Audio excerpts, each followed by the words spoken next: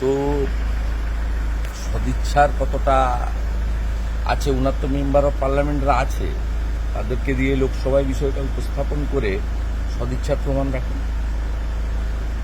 এবং আমরা এখনো মনে করি বিষয়টা রাজনৈতিক নয়, বাঙালি হিন্দুদের অস্তিত্ব রক্ষা, এপারে ওপারে স্বজন প্রত্যেকের পাশে রাজনীতির ঊর্ধ্বে উঠে দাঁড়ানো উচিত। সেটা পরিবেশ পরিস্থিতি অনুযায়ী যদি এই রাজ্যের শাসক দল বা মুখ্যমন্ত্রীও চান,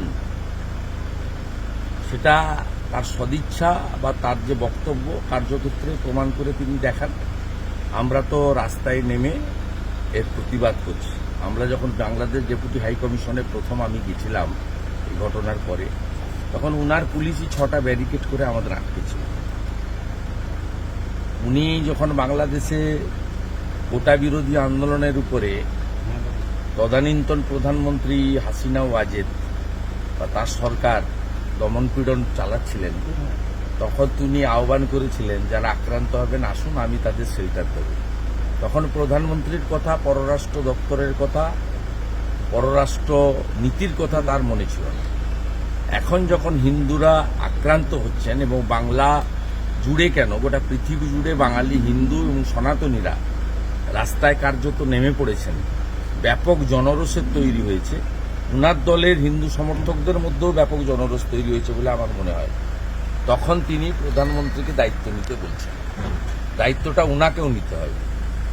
তিস্তা চুক্তির ক্ষেত্রে উনার আপত্তি থাকতে পারে, আবার উনি আদানিকে ফরাক্কার উপর দিয়ে বাংলাদেশে বিদ্যুৎ লাইন নিয়ে যাওয়ার জন্য আম এবং লিচু চাষিদের মাথায় পুলিশকে দিয়ে লাঠিও মারাতে পারে।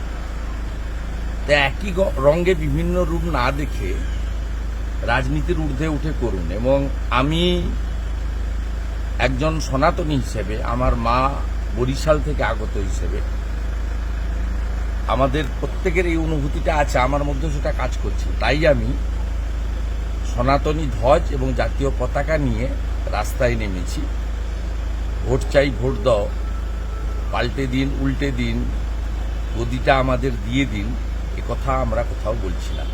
আমরা বলছি দুনিয়ার হিন্দু এক হোক এবং এই অত্যাচার বন্ধ করো।